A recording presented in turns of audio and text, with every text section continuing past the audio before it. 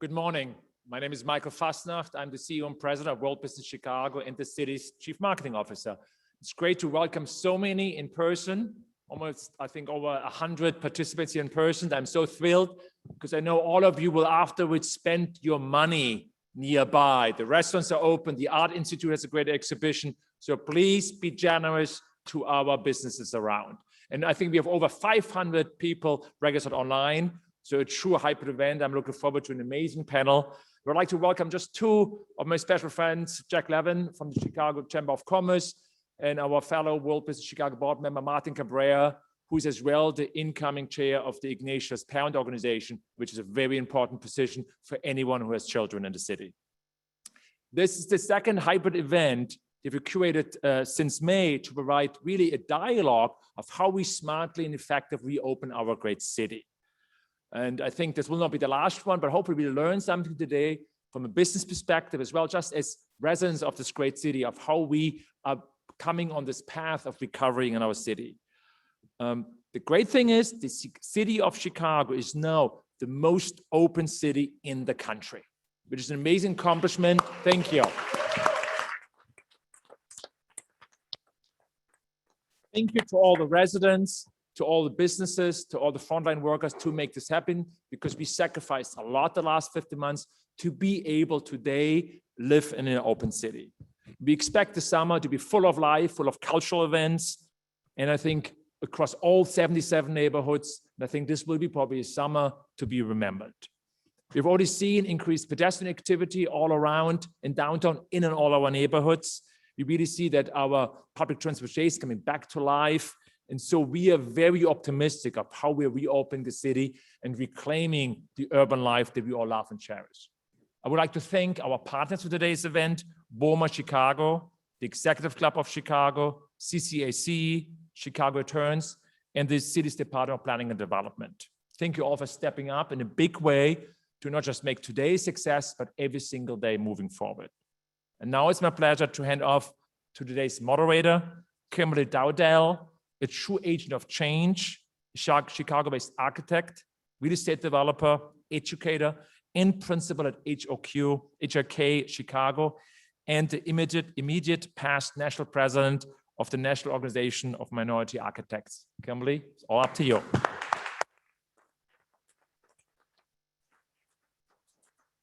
Thank you, Michael. It's a delight to be here. As was mentioned, my name is Kimberly Dowdell, and I'm a board member for the Chicago Central Area Committee, or CCAC.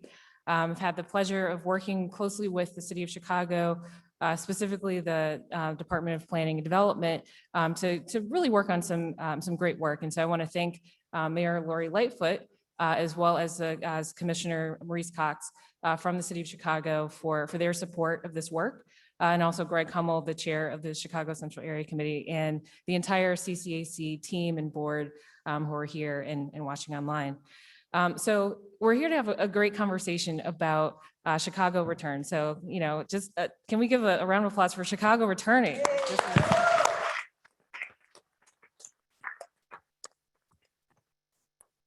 So some of our work specifically around this return really started with an initiative. Actually, the predecessor is the Invest Southwest initiative. So that's really how the CCAC and the City of Chicago started to work more closely together. And so huge thanks to all of those who have worked on the RFP process for Invest Southwest. And then, you know, because we had that sort of close working relationship, we were able to get this initiative together. So, so that's what we're here to talk about, Chicago Returns. So I'll start by, just mentioning that this has been a really sort of fast burn.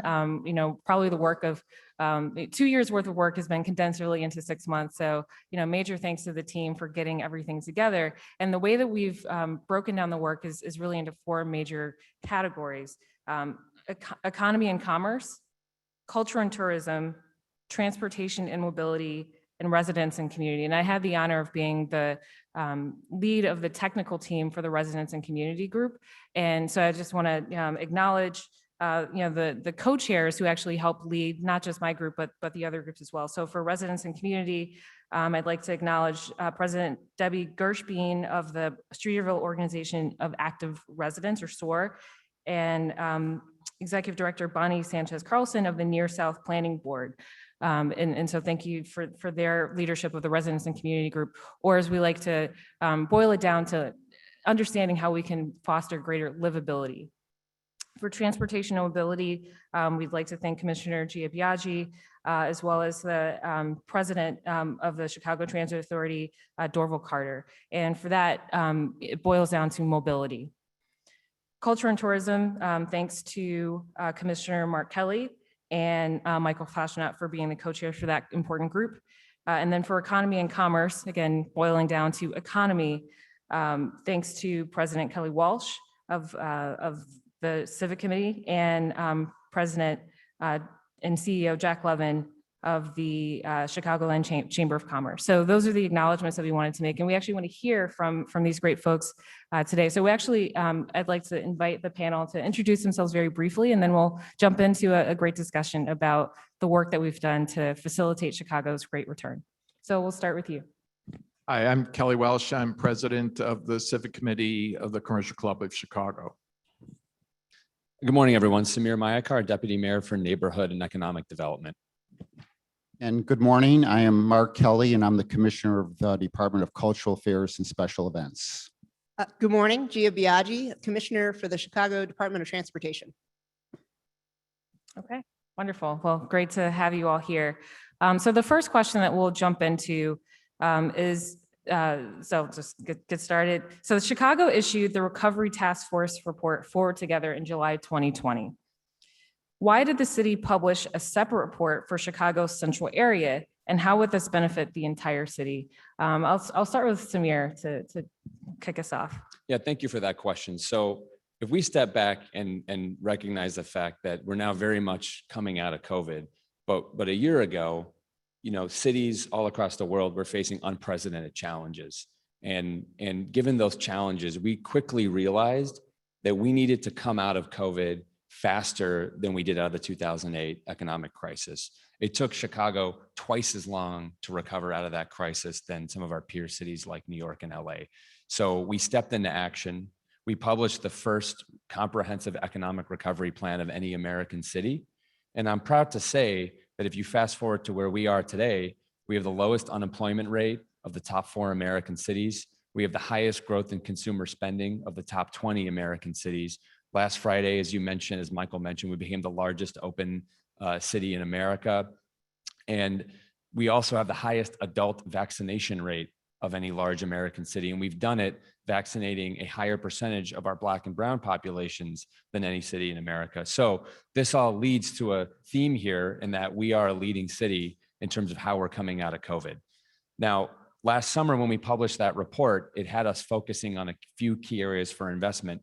But after the summer, we quickly realized that the downtown area, especially the central city, was going to face unique challenges as another wave of COVID hit and another wave of shutdowns commenced. And that's why we were grateful to have 150 leaders step up and work with us on this initiative, because we have the fastest growing residential downtown of any city in America over the past 20 years. We've gained 100,000 residents downtown. And so special attention was needed given the unique confluence of the sheer growth in the residential population, the issues we faced, of course, with getting businesses back online downtown, and the issues that retailers have faced as well. So that's why we kicked off this addendum to that Recovery Task Force report. And I'm really pleased, and so is the mayor, with the trajectory that we're seeing coming out. And thanks to the leaders here and the others involved with the report, I think we have a good plan as to how we get the central city back up and running in a way that will be commensurate to our broader recovery. Great, thank you. So from the Civic Committee's perspective, you know, what does this report mean, and why is it important to work so closely with the city? Well, I think this report has a tremendous array of ideas, programs, initiatives to get the city up and running as fast as possible. And that's to accelerate, as Samir said, getting the city going in a way that didn't happen in 2008, 2009 compared to other cities. And that's really important. I think, we also talked some about the medium and long term and how important it is to focus on the big factors, the fundamentals that will drive a growth in our downtown area. Great, thanks. And so from the DK's perspective, what are your, what are some of the things that you think are most promising from the report in terms of the work that you do? Well, what I loved about the report is all of the subcommittees acknowledged how important arts and culture is going to be to the comeback and to the future of the city. And I think sometimes absence helps us understand what is in front of us, and we need to better value. Chicago's downtown is the second most vibrant arts district in the country, only second to Times Square. So $2.2 billion in economic expenditure. It's worth 6,000 jobs. More tickets are sold in downtown Chicago than to Chicago professional sports teams.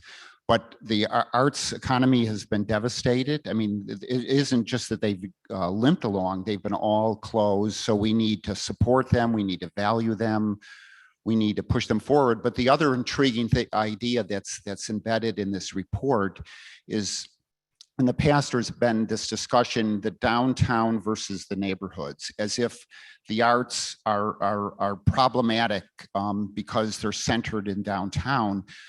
We want a conversation for the arts between downtown. You always need the central district to be the center of the arts, but they need to speak to our neighborhoods. Our neighborhoods also need to be supported. And in this report, new programs, new support, Chicago Presents, new funding initiatives that are going to help our neighborhoods become whole with the arts, but then programming that plays with downtown, with our neighborhoods, and builds a much more diverse arts culture and economy. Great, thank you. I guess it's my turn. So I think there's a lot exciting in the plan. And I think, COVID was a period where it was unprecedented for a lot of reasons. It was also unprecedented in terms of experimentation across the city, right? How do we put our public way, and that's streets and sidewalks and curb lanes and all that, in service of what people need and want? And I think you saw that with the outdoor dining across the city, where we transformed neighborhoods into places to gather safely and places for restaurants and commerce to take place. That lifeline that we kept open really was a shot in the arm to our restaurant industry, amongst others. You saw us do shared streets, right? Where we had neighbors say, you know what, I need a little extra room, I need a little extra placemaking. So we have planted these seeds during COVID. And now in this report, we're able to realize those at an ever increasing scale. So it's a combination of what we do to help people move around the city. So there are lots of mobility improvements that you see, work with the Chicago Transit Authority, my colleague, President Carter and his team, who have done so much to reduce fares, to really enhance transit across the city, but getting to and from downtown. But then the placemaking piece. How do we make our downtown a great place, an inviting place, a destination in and of itself? Yes, come for the retail. Yes, come for the restaurants. But the atmosphere of the place, that's the kind of investment that we're able to make here. That's a sea change. That's a way of getting us not only through COVID, right, but into a new future for placemaking and experiential atmospheres around our city. Great, thanks. So the next discussion question is really jumping into the report and just asking each of you to talk about a specific sort of action item that that you want to highlight in terms of our kind of near-term next steps. So so again, Samir, we'll start with you, just representing the mayor's office, and then we'll go to Kelly, and then Mark and Gia. Well, the theme I'll highlight is the first theme in the report, which is communication. Communication is vital. And I think through the pandemic, most people have not felt that, for example, is transit safe? And I will tell you, as someone who's been taking public transit every day during the pandemic since day one, transit is safe. But we need to communicate that. We need to send that message out, because we have a over 50-60% drop in transit ridership. And as folks need to come back downtown to work, they need to feel safe. And so we're going to invest tremendous resources in that communication apparatus. And we're doing it under this umbrella of what we call the Open Chicago campaign. So you will see a series of announcements that we've already done, whether it's opening Navy Pier, whether it's the reopening announcement we did last week, whether it's a transit-oriented campaign and fare discounts. It's all within this umbrella of Open Chicago, because we need our residents, we need tourists, and we need businesses to know that Chicago is open and that we want people to be returning back into the central city. Kelly, from your perspective. Well, one of the things that Jack Lavin and I focused on throughout all of this is not only the immediate reopening initiatives, but what's going to make downtown strong in the medium and the long term, and how do you increase the growth rate, which has been tremendous over the past 10 years, but really accelerate that again coming out of COVID. And one of the things to focus on is fundamentals. During the time when we've been working on this project for reopening downtown, the federal government has announced its funding plans for cities and states throughout, and other organizations and people throughout the country, which is a tremendous amount of financial resources going into the community. And when we think about that, the number one thing we have to take care of is just making sure city finances are strong and solid. They took a beating during COVID for a good reason, which is there are a lot of needs during that period. But to attract businesses and to convince businesses to grow, we're going to need to make sure that they don't fear some looming financial crisis. And so I think there are going to be many, many great ideas coming out of the city and the mayor's office over the next months for what to do with the almost $2 billion that the city is going to be getting.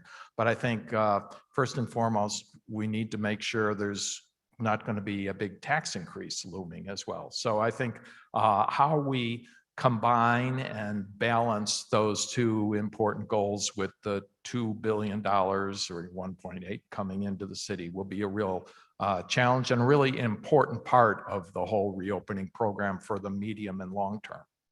Great, thank you. And so, for Commissioner Kelly and Commissioner Biaggi, what are just one item from the report that you'd want to highlight as something you're really excited about? Just one item? Just one for now. We will have more time later. Man, well, so I joined the mayor. We made a couple of major announcements. Arts 77, $60 million, unprecedented in the city. Actually received national attention to support the arts, to hire local artists, to support arts in the neighborhoods, to understand how important the arts are going to be going forward. And then with Open Chicago, we open culture, that the arts, whether it's Lollapalooza, whether it's DuSable Museum opening on Saturday and Juneteenth festival across the city. But the one I want to most talk about is the Chicago in Tune Festival. So August 19th to September 19th, a citywide music festival, not focusing on one specific location, not looking at just one genre, but celebrating Chicago as a great music capital. So it'll be all the music festivals, it'll be Pitchfork, and it'll be Summer Smash, and it'll be Riot Fest, it'll be all of our clubs, it'll be in the Pritzker Pavilion, but a city celebrating its music culture. And then it's the entire city coming together. What brings people together more than music? But at the same time, it has purpose in that we're going to be building this city as a music capital. Our artists are going to be hired and put to work as we just bring the mojo of the city, if you will, to use a music metaphor. We get our beat back. Fantastic. Commissioner Kelly has his mojo working on that one. I think that was about 45 things that you're excited about. To keep it short, I guess.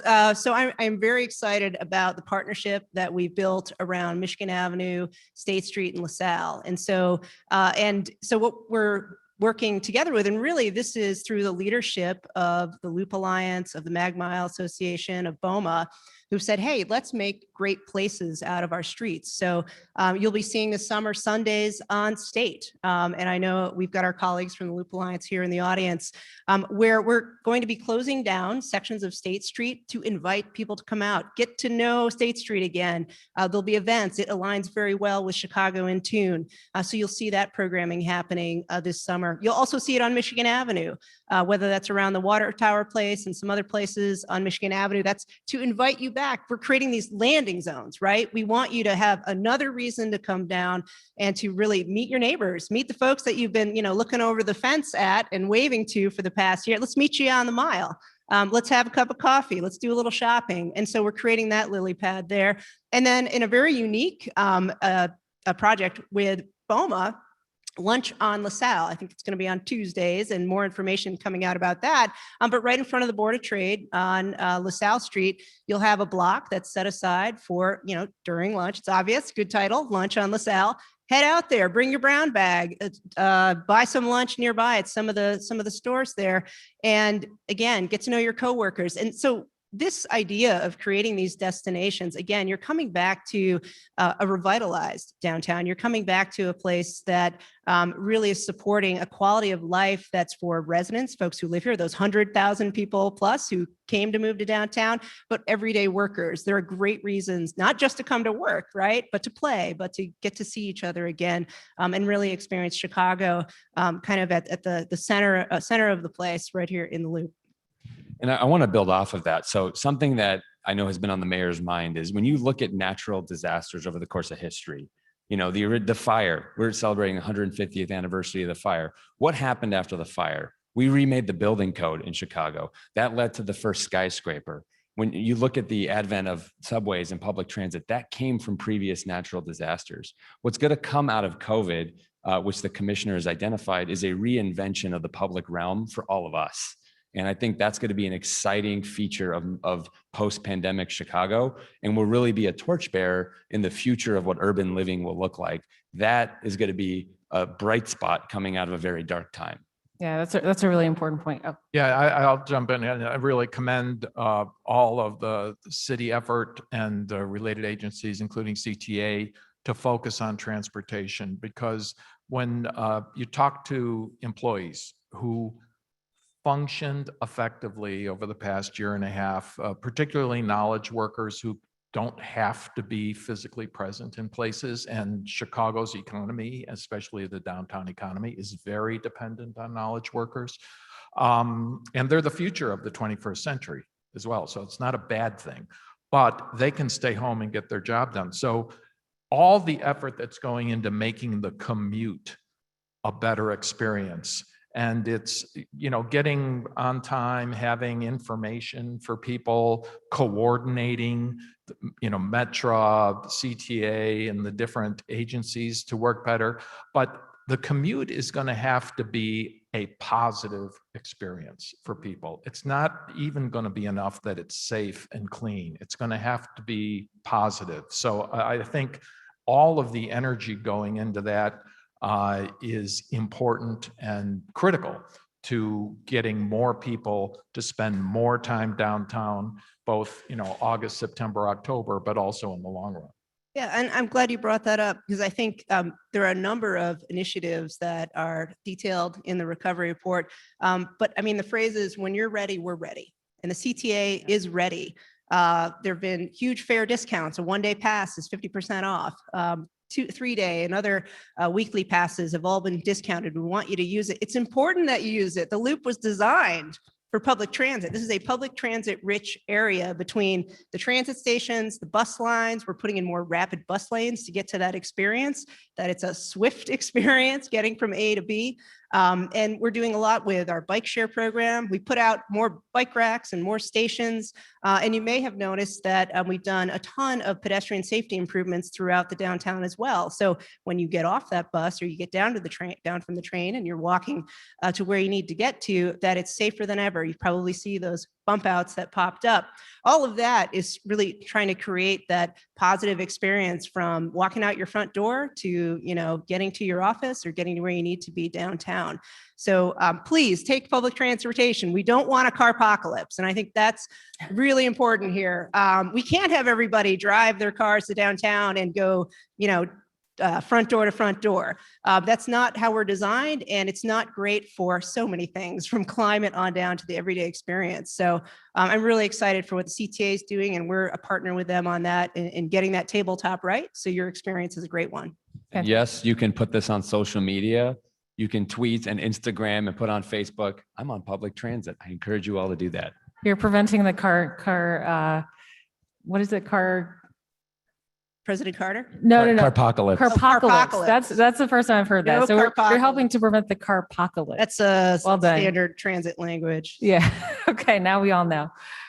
So Commissioner Kelly, now is your time to shine. Because earlier I gave you just one thing that you were excited about, even though you took a little bit more. I want you to talk about once people, take, the CTA to get downtown, what can they expect? Why is Chicago such a destination? How does, arts and culture help facilitate Chicago being such a strong destination? So how does, DCASE and the work that you all do, how does that help us with the recovery? Well, just to remember, I talked about this in my introduction. I talked about this in my introductory remarks that we don't typically think of downtown as this one of the major arts districts of the world. It is. It has 11 major performance venues. It has 13 museums. It has 28 million visitors. And so we need to leverage that. And so we're just going to become roaring back. So let's start with just Millennium Park, this great joyous space.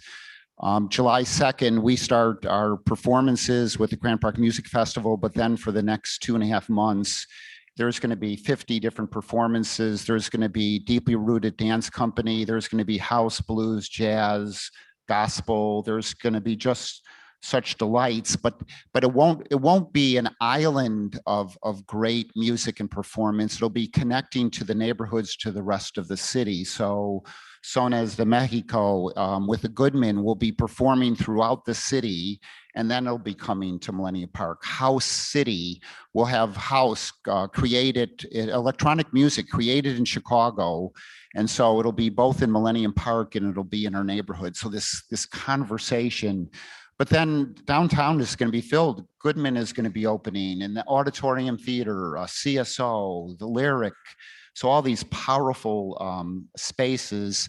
And then there's going to be just such street energy. It's not just going to be Sunday on State. There's going to be lots of local performances. We're bringing in a lot of the energy of our neighborhoods. We're hiring our artists. Right now, we have what we call lo-fi programming in Millennium Park. So you don't even know what you're going to see. You just go into Millennium Park and there'll be Chicago artists performing, a sense of whimsy and surprise, and just reminding us of the power of the arts to a sense of belonging, a connectiveness. So it's going to be a powerful summer of arts and culture. And then it's going to remind us of the importance of arts and culture to our economy going forward. Great. And so actually the next question was for Commissioner Biaggi, but I feel like we kind of covered a lot of the new initiatives that we can expect from on the transportation front. But if there's anything else you want to add, this is your moment. It's my moment. This is your moment. Yeah. So take the bus, take the train, ride a bike. We've added this during COVID, we added about 3,000 electric bikes to the system. That gets you where you need to go without being sweaty. You can wear your suit, you jump on it, get from one destination to the other. We've had scooters out there. Please use all of these micro mobility options. They're good for the environment. They're fun. And we're rolling those out in downtown, but then also in the balance of the city. So, we added 50 square miles to our bike share network during COVID. This time next year, the entire city will have bike share. So, and in addition, we're going to do another 50 miles of bikeways. We did 30 miles last year. We are hitting the levels of hundreds of miles of new bikeways coming over the next couple of years. These are commuter routes to get from where you are to where you need to go. But then there are also neighborhood routes that'll connect the loop to other South Loop to other neighborhoods. So you'll have these circuits. So please get on a bike and get out there. Great. Thanks. So the next question is for Kelly Walsh. So the pandemic's impact on jobs was especially significant, with the unemployment rate exceeding 12% compared to 3.8% pre-pandemic. What should we be doing to help the city attract new jobs to Chicago?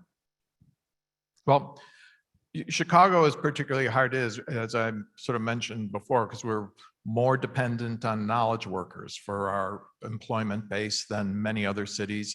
And we're also have a strong tourism and trade show convention industry in Chicago. That's an important job creator. And other cities like Chicago with those kinds of attributes, like a Boston or New York or Los Angeles, have similarly been hit harder in terms of people not coming into the central city. It's sort of a combination of not coming to the central city and then higher unemployment in many of those cities.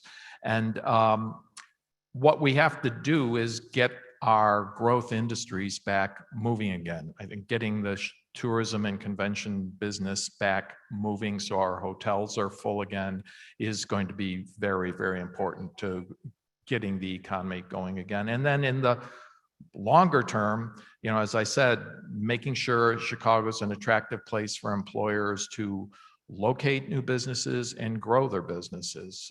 And a key to that is making sure our fiscal situation is stable, because that was an issue historically for Chicago and in recent years, and it is can be an issue now after all the pressures from the pandemic. So we need to make sure that when businesses are looking at Chicago, they're looking at a place that has solid financials and isn't going to be hitting them with big tax increases. I think another thing we need to make sure that is we continue to make progress on is just on the gun violence in Chicago, both in neighborhoods and in downtown.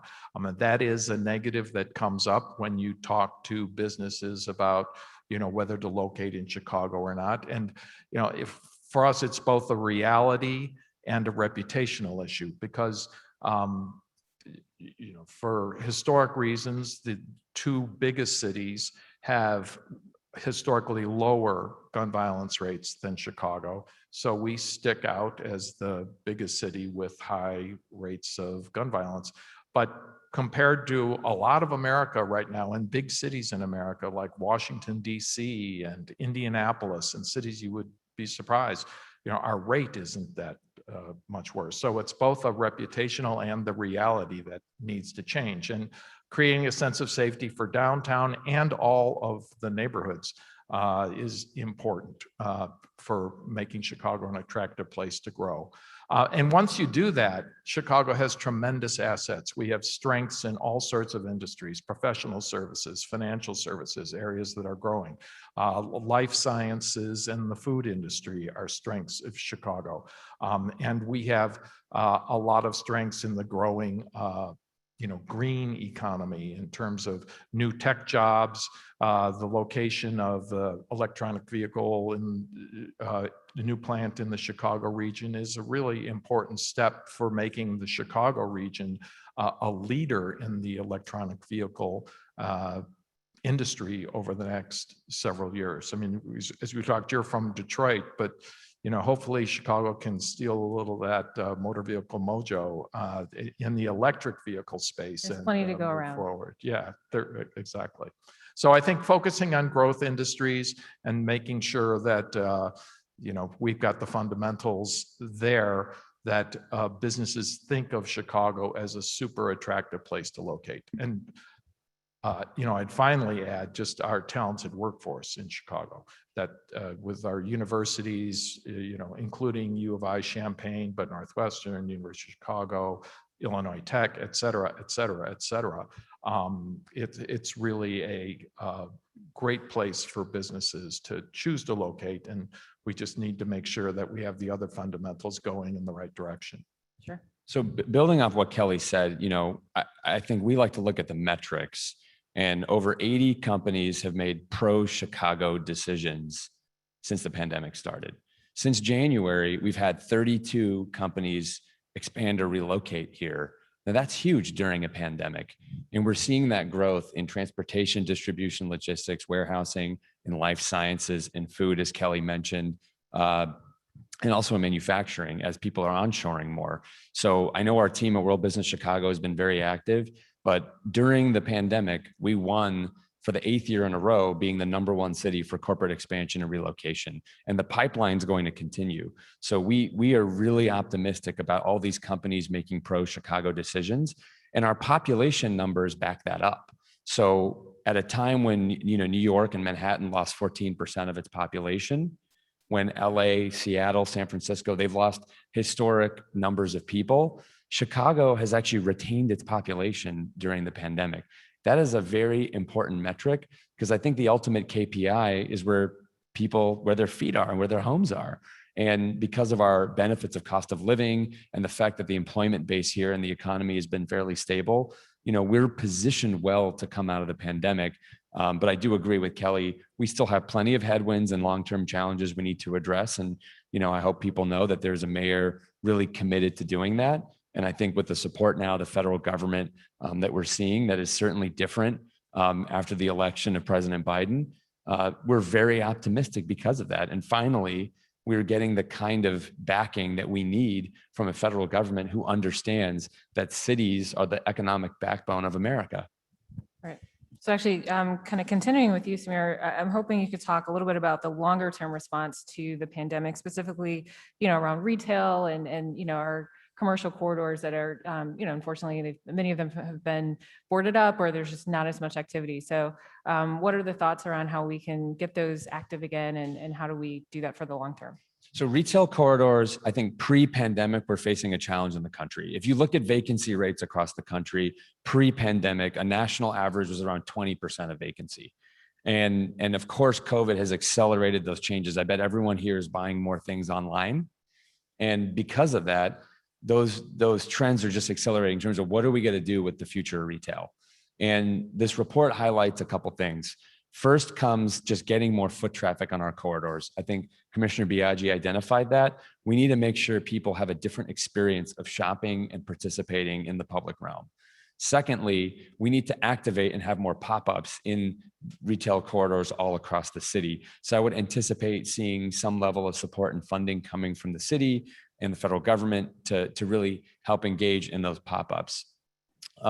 Third is the retail mix. We're seeing a higher amount of experiential retail. So right now, some consumer brands that were primarily online are starting to move now into a physical space. And that's encouraging, whether it's the Warby Parkers of the world, the Pelotons, these sorts of brands that you might have only known online are now coming into our corridor. But long-term, I think what has me really optimistic in this report is something called business improvement districts. And this is a very wonky government type term, but Illinois is one of 5 states that doesn't have legislation that enables something called a business improvement district. And what that allows commercial corridors to do is it gets all the property owners together and they can set up a governance structure to help and invest in the future of that corridor. So Times Square, Fifth Avenue, these are business improvement districts. And we are going to be pursuing legislation to enable those business improvement districts so we can invest in the future of these corridors, because not everything's going to be done online. And we need to have a modern regulatory and policy scheme to recognize the reality of what post-COVID retail will demand.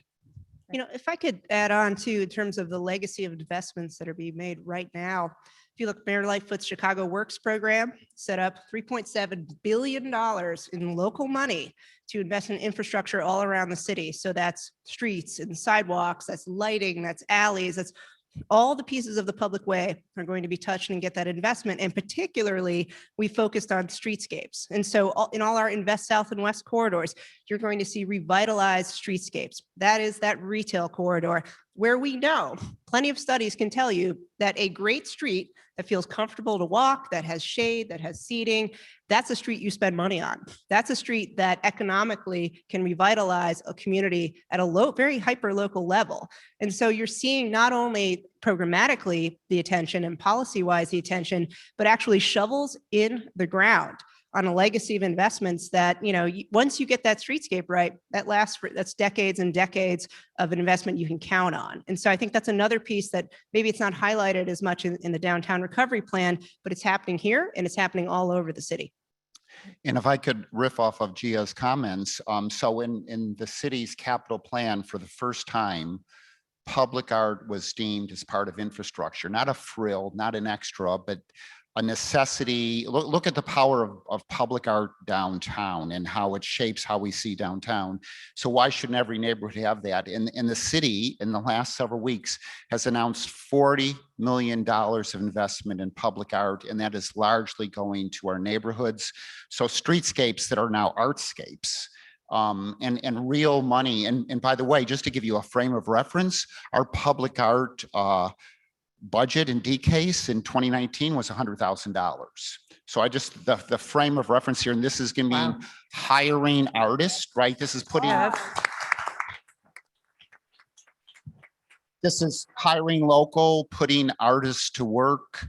In the remake of the international terminal, was there a more foreboding plane space that just really just took your imagination away because it was so dull and dreary? And now there's going to be Chicago artists, and you'll come out of your plane going into Chicago and you'll see your inspired spaces around you. That has to be the future of Chicago. And that's then retail comes to life because people want to be in these spaces and neighborhoods come to life, and our artists are being put to work. And it's a city living to its motto of the city in the garden. great. I can't wait to visit Terminal 5, which is also designed by HOK. So question now for actually all of you to answer kind of in a rapid fire method. So short-term and long-term, what does success look like? You know, we take this report, which is a combination of hours and hours of labor and education and knowledge and passion, frankly, to put it all together.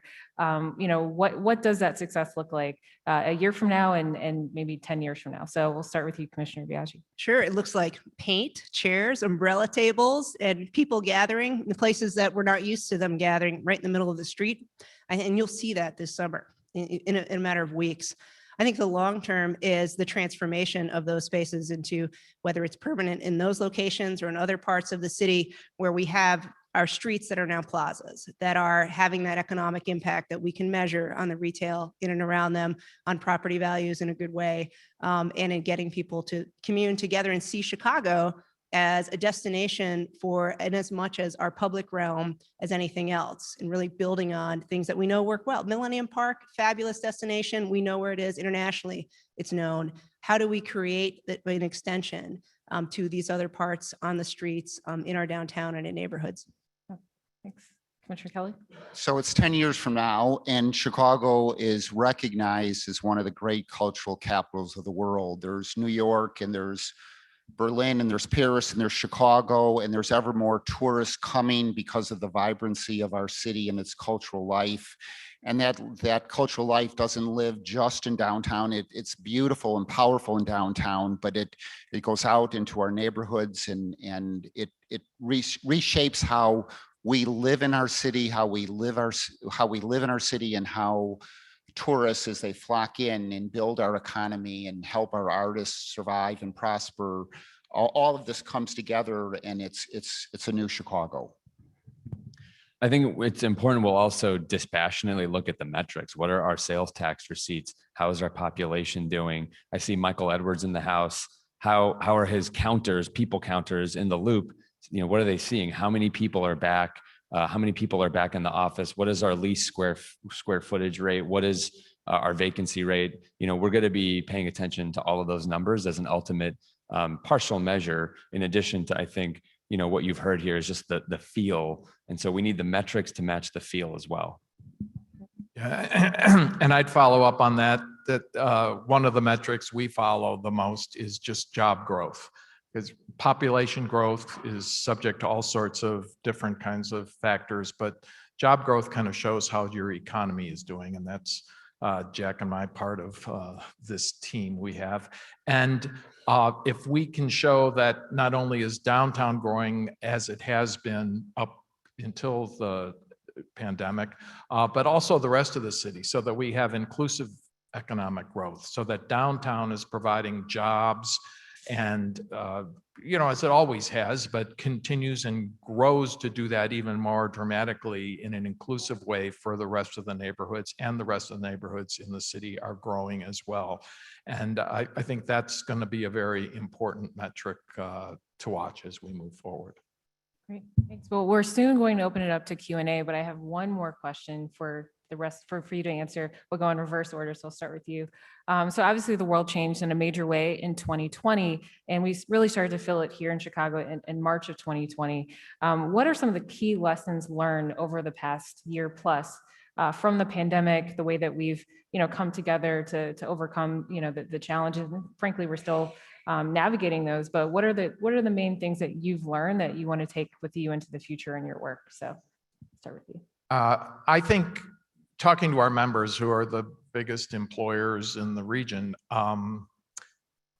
everyone is recognizing that there's going to be more need for more flexibility for employees' schedule and staff schedules. And that's as much as I think there's a fundamental belief that people want to be and should be together and will be more effective as a team if they're physically together much of the time, people have also seen the benefits to some extent of having more physical flexibility in their work.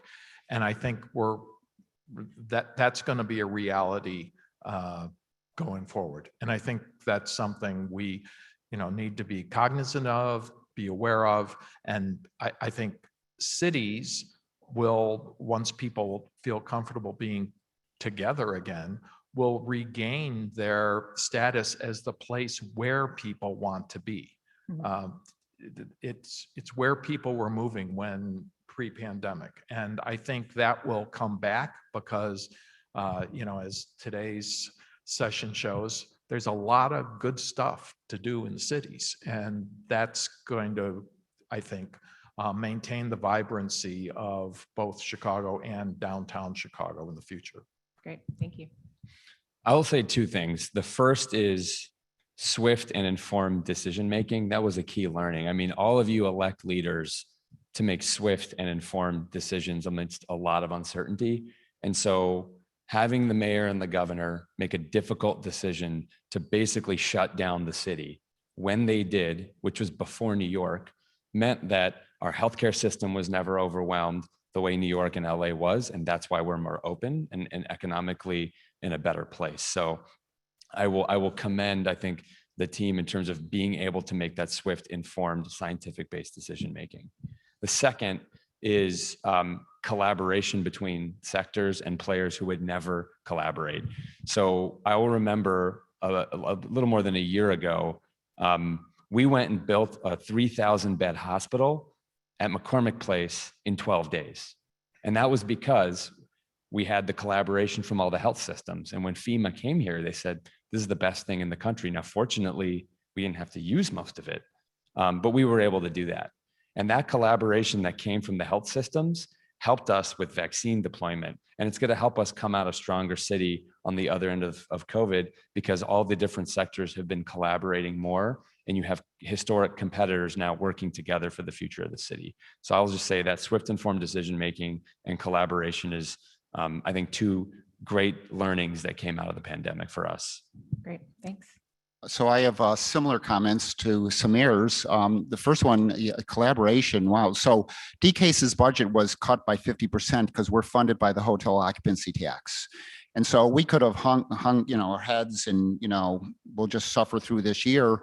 And we've never felt more flush with resources because we are working with the city and all the agencies. So the Department of Transportation, Department of Planning, the CTA, Chicago Park District, that it's no longer DCASE's responsibility to support the arts. It's the city's responsibility. It's all of our agencies. And our fellow agencies welcoming that message and wanting to be in there with us. And then all of these new resources coming to the fore. And the second is that even the city can cut through red tape, right? A city that doesn't lack for regulations. I think we could all agree with that, right?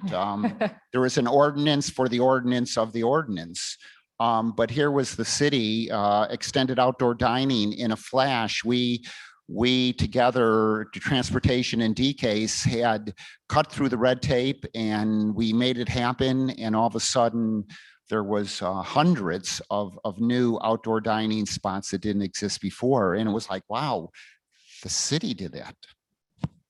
Well, I have to follow on with that because it was the same example that I had in my head, which is, I think in 2 weeks we had to figure that out and stand it up and get it going, and that the private sector responded, right? That we did what we could to set up the parameters for folks to work within. and folks, filled it out, made it happen, rolled with the punches. I think, we're reminded that we're the city that works no matter what. In a pandemic, we work and we figure things out. And I think in my own department and others, becoming more efficient and cutting that red tape, getting more shovels in the ground on construction than ever before, taking advantage of the opportunity of fewer cars was something that we were able to pivot to. So that's one. I think the second for me is that even in a pandemic, that this city does not stop being focused on equity. And that you might be challenged, but you don't leave your values behind. And the whole way, whether it was the racial equity rapid response team, whether it was the distribution of capital investments, whether it was making sure there are funds to allow all kinds of recovery efforts across our city, that you don't leave your values behind in Chicago. We bring them forward, we carry them forward, and that's what will take us through a recovery for our city and onto a new future. Great, thanks. Those are wonderful responses. Let's give them a round of applause. It looks like we have a few questions, so we'll get started. Okay, thank you. All right, so from Zoom, we have a question from Anonymous. That should be interesting. Let's see, what do we have?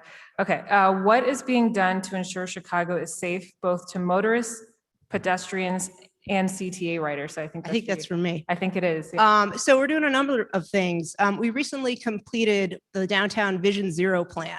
And Vision Zero is a idea and something we can actualize, which means reducing fatalities from traffic crashes to zero. And in fact, kind of like Joe Biden, I carry around a card of all the fatalities that we've had last year and this year, whether they're pedestrians, cyclists, whether you're in a motor vehicle. We track it very closely because we need to make the investments in making our city a safer place to walk around, especially in high densities like downtown. So during COVID, we had over 250 pedestrian safety improvements put in across the city. Those are those bump outs, those are those plastic delineators, launching protected bike lanes, working on signalization. So making sure, and we have a new traffic signal modernization program, those countdown timers, those really matter. It matters when you're driving, it matters when you're walking. So putting in that infrastructure.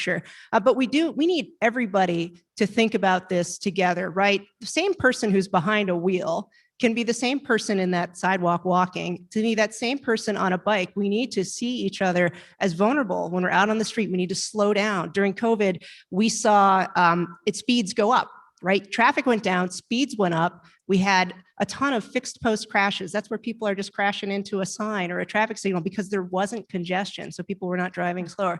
So we would like to lower the speed limit in places like downtown particularly, which we've been doing all across the city, putting these pedestrian safety improvements and any number of things that make it easy to walk around and bike around. It's absolutely a priority for this administration. Great, thanks.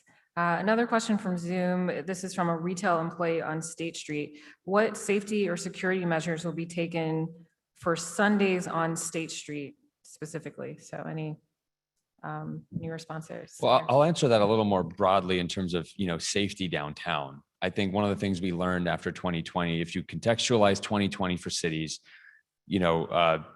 crime was up in all American cities 30%. That's a lot. And so we took action after what happened in 2020 to have more rapid responses from our police department, to have more collaboration with the private sector. We have now, believe it or not, security channels on text and Slack where we can share real-time information and that will inform deployments. So we've learned, I think, a significant amount since 2020. And I've had a number of retail CEOs call us and say, Chicago is communicating public safety deployments and preparedness better than any other city in the country right now. And so we're going to keep that going. Now for Sundays on State specifically, I'll defer to the commissioner on the pedestrian side of this, but our colleagues at the Loop Alliance, in addition to having their own security team that's funded by their special service area, they're coordinated with the police department and our traffic management aides and our Office of Emergency Management so that, we will be coordinated. If we can manage things like Lollapalooza, we can make sure that the pedestrianization of State Street on Sundays will be safe. Exactly. And I think we just he pitched it this way.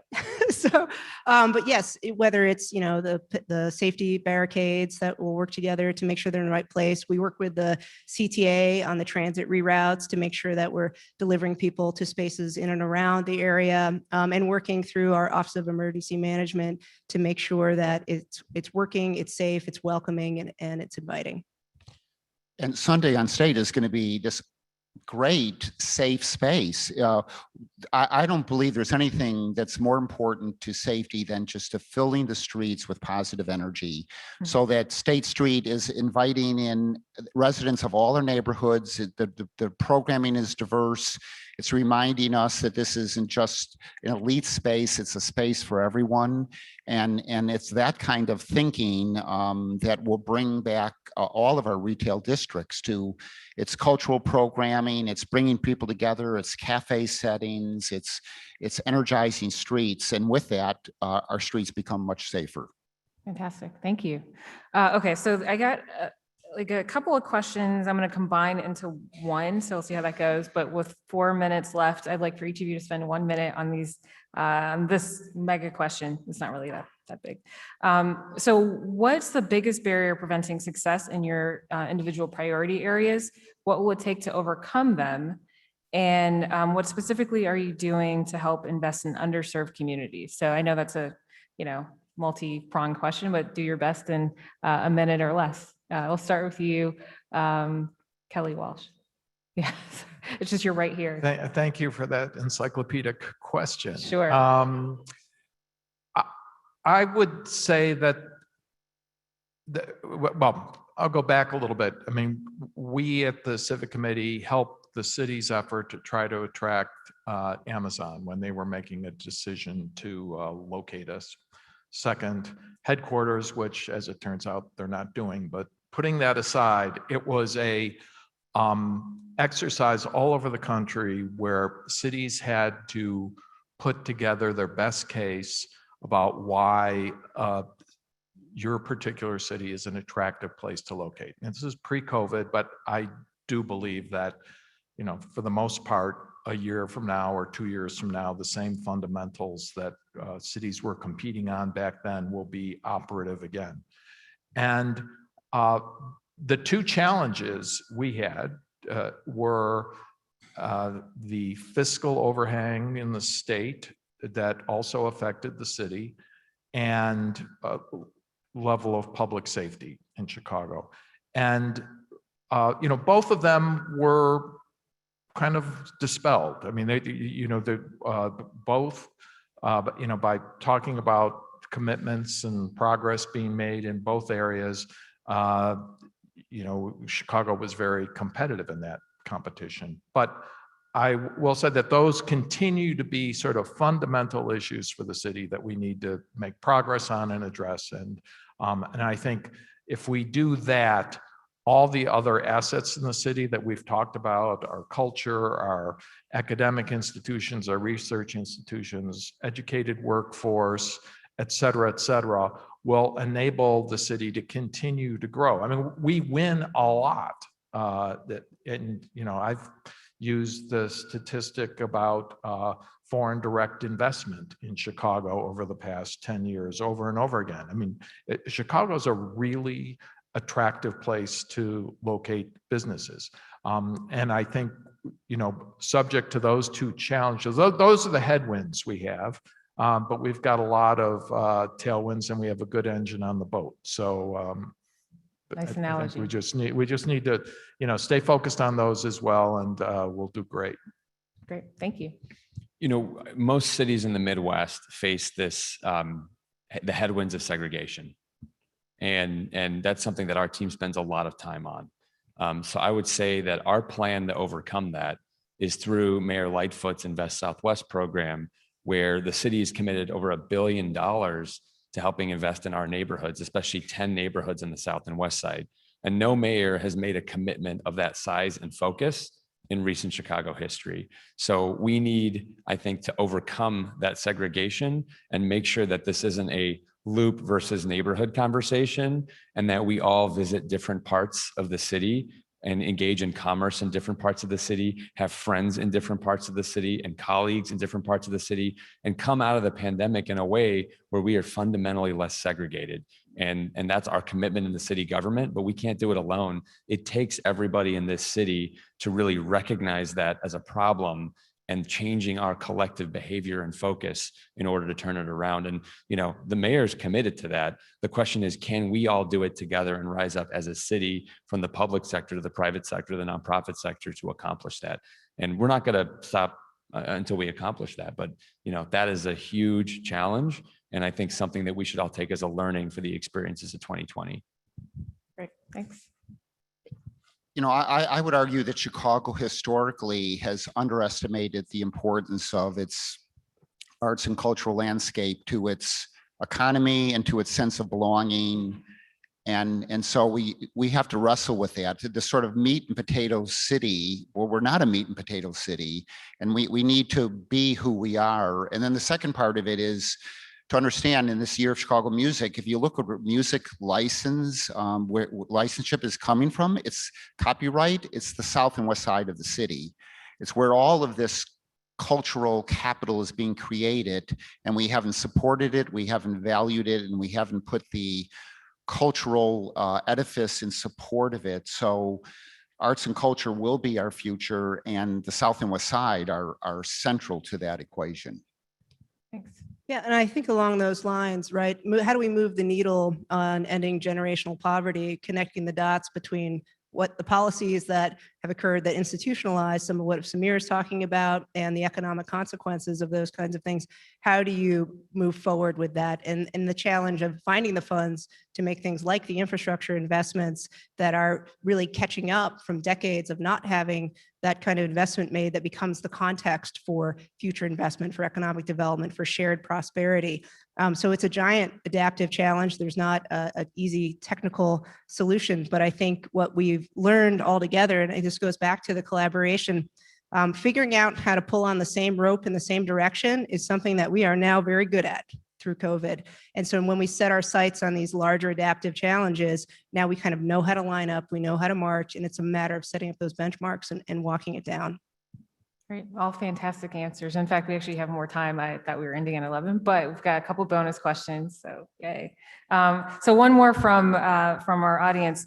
Andre Gouchard asks, are you considering programming that includes funding of transportation to move people from the central city into the neighborhood so that they can gain greater access to Chicago's cultural quilt? So I think that's a question for our two commissioners here. Yeah, I think, and that's part of the reason why, with the CTA offering discounts to make it as easy as possible for people to travel, figuring out, I think, on the communication rung, right? How do we help folks to connect the dots between the station they might get on every day and how that connects to a neighborhood where you can get off, things to explore. And so it really becomes a network in support of Chicago in Tune and going into neighborhoods in support of experiencing some of the programming that DCASE and others are putting together. So it's something that we're thinking a lot about, again, making it not only affordable to move around and making public transit your first best option, but also highlighting the destinations, right? How do we compel people to go from one place to another? So that's a work in progress. And I think it's complemented very well by the work of Commissioner Kelly at DCASE. Yeah. Would you like to add anything? Yeah, so we have this new partnership with Choose Chicago to better tell the story of arts and culture and to not get lost in one event or one space, but the entire city. So richer storytelling, talking about the cultural life of neighborhoods, bringing storytellers from the neighborhoods and influencers forward. So we're going to be better motivating people to not just think of Chicago as downtown centric in terms of the life of culture, but the city, and again, that play. But and then it comes into transportation. How do you get there? The Chicago Cultural Center, we have a new mission, Chicago Cultural Center. First of all, it's part of this ecosystem called Culture in My Neighborhood with the Chicago Park District Cultural Centers. So now we're part of an ecosystem with 20 cultural centers, many of which are on the south and west side. And then our job at the Cultural Center is to offer a compass to tourists and to residents to explore the cultural life of the city, to not just go here, but to go there. And then that sort of thinking. So it's whether it's in transportation, whether it's in marketing and storytelling, whether it's in just building out the cultural infrastructure of our neighborhoods, this richer, more dynamic sense of Chicago and where things live. You know, if I could add too, it's thinking in terms of smaller networks, right? It's not simply visit the Loop or visit a neighborhood. There are these neighborhood to neighborhood connections and frames that we're building out as well. You know, even folks from one neighborhood to the next, you know, should be able to, it should be as easy as possible for folks to explore in those directions and as much as downtown and back again. And so I think it's also having this frame that there's a richness, whether you're in downtown or whether you're deep into our neighborhoods, and we can connect you to it with the choices that we're making about transit access. Thanks. Actually, I'll ad lib a little bit to the question. So Kelly, from a business perspective, are you seeing businesses interested in locating outside of the Loop, and kind of what are the trends that we're starting to pick up on post-pandemic from a whole city perspective? Yeah, and I would say this is not necessarily pandemic driven, except in one way. The way it is that the pandemic has caused companies to reevaluate supply chains. And there really is a sense that maybe having these global international supply chains doesn't make the most sense. Maybe you save a little bit on some kind of labor costs or some part of it, but you have transportation issues and you have risk that's baked into it. And this has been a big issue during the pandemic. So there's some dislocation happening in supply chains and manufacturing. And some companies are starting to think about, okay, what about locating in Chicago? I think Discover is putting a service center, 1,000 employees in Chatham, in Chicago, and other companies are looking at the possibility of putting manufacturing sites in Chicago. So I do think that unlike the past, 20, 30 years in terms of the manufacturing industry in the upper Midwest, the wind is a little bit at our backs rather than in our face for these kinds of investments. And, you know, with our friend Michael Fosnack and at the helm at World Business Chicago, putting the case out there for attracting businesses and helping them to identify opportunities to locate in the city, I think is something that we really should put a lot of emphasis on, because we are not bucking the global trend right now. We would be moving with it. Great. So truly the last question, I'll invite all of our panelists to think about. Well, I actually ask one more question specifically to Samir, so that we'll probably end right on time. So I'll invite the panel to make closing comments with maybe one last takeaway that you like for the audience to hear and take with them, hence takeaway. But for Samir, I'll just ask you a quick question about the importance of tri-sector collaboration. As someone who's worked in city government, worked in the private sector, and served on not-for-profit boards, I know specifically how important it is for tri-sector collaboration to actually help move things forward and solve really complicated problems. And clearly, this report is a reflection of tri-sector collaboration. So could you talk about how important that is, and how Chicago is going to further participate in these sort of multi-sector efforts to have a greater impact? Well, I think most of the leaders on this stage have been tri-sector leaders. And I think the next generation of leadership has to recognize that you need to have experience in the public, private, and nonprofit sectors. The pandemic has mashed all those sectors together. And what we're seeing with global trends, that's only going to become more pronounced. If you want to try and do business in a place like China, you have to understand that. So I can't overstate how vital it is that people in business empathize more with people in government and find more common ground and spend some time in government. And similarly, we've been recruiting a team in City Hall that comes from business as well. And that those connections are what's going to get us through the pandemic. And I would encourage everyone watching this, there's no shortage of opinions on government. Come join the team, get on the playing field. I would encourage that. And do your rotation in public service And that's something that we would be very open to, because we need the best and the brightest people to come work in the government to chart our course in the future. And the door is always open, especially as we get an unheralded level of resources from the federal government. Just to contextualize this, Chicago is on pace, like most cities, to get more funding from the federal government than during the WPA era. So this is a singular moment in our history. It's 150 years this fall since the fire. That makes it 150 years next year since the greatest urban rebuilding in American history. And come work with us on that mission, because we need you. Great. Thanks. I didn't actually mean for that to be a recruitment effort, but that's awesome. Go work for government if you. Everything's that makes recruitment sense. for me. Yes. Although all sectors are important, have a role to play. Okay, so the final question I already threw out there, so I'll just remind you any final takeaways. So we'll start with you, Commissioner Biaggi. Sure. Get to know your city again. We're open. We're creating amazing places to visit. If you haven't done outdoor dining, go and do it. If you think Sundays on State sound great, which it's going to be great, please go down there, visit neighborhoods, get out there again and get to know your city in a way that maybe you hadn't previously. So not just old haunts, but new neighborhoods. Of course, take public transportation wherever you go. I think I have to say Prevent that, the but I want, carpocalypse. right? No carpocalypse. And really, if you haven't tried a divvy, try it out. Walk your neighborhood, do all the things that make public life worth participating in.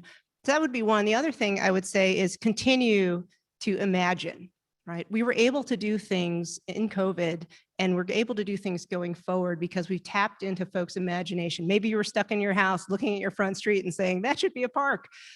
But we want to hear from you. We want you to keep dreaming. We want to really continue to raise the bar on how that civic commons, that is all of the land that we own as a city, that's all of ours together.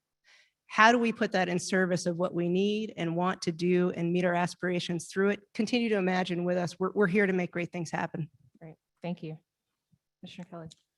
So Chicago in tune. Think about that phrase again, that we're all in tune. So during this festival, the entire city is energized. Everyone gets out there and sees music that they don't know or want to know better. Every neighborhood is animated. We establish the city as one of the great music capitals, so we push it forward. We strengthen our music community, and there's just collective joy, and it's just felt throughout the city. Two things for me. Number one is, as you come back to work, go visit your local businesses, go shopping, get your shoes shined, make sure you're eating lunch, out, just engage in commerce wherever you are.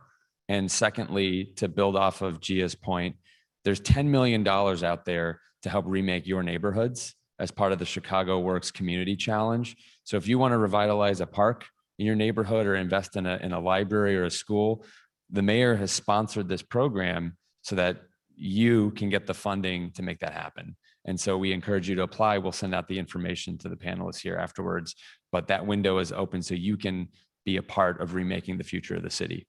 Right. And last but certainly not least. I'll just, never heard the phrase, the tri-sector leaders, but I think I'll reinforce what Samir said. And over the next year, 2, 3 years, there's going to be a tremendous opportunity for the private sector and the public sector to work together. And it's a necessity over the next couple of years. And anyone listening, take that opportunity, whether you remain in the private sector, but work on projects in the public sector or the not-for-profit sector, or come to work in the public sector, because it's there's a lot to be done. And I know it's been a tremendously challenging year and a half for everyone. But I've worked in City Hall in a much different environment. I just can't imagine the challenges that the 3 people to my right have faced over the past year and a half. And I'd just like to thank them for their service and recognize that they'd be happy to get reinforcements now for this next phase, which is going to be, in my opinion, a lot of excitement and fun as you spend a lot of money. So, but most importantly, thank you for everything you've done.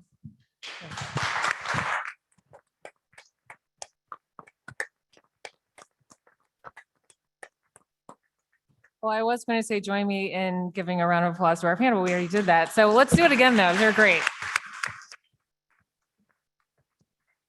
And also thanks to everyone who led the Chicago Returns effort. The report was obviously a Herculean, project. And so thank you specifically to this front row here, Cindy, Clint, Greg, Andrew, and Chris. We really appreciate your efforts. And thanks to you all for being here, both in person and online. And, just again, Chicago's returning, and it's in large part to the folks up here and so many others behind them. So thanks to all, and have a good rest of the day.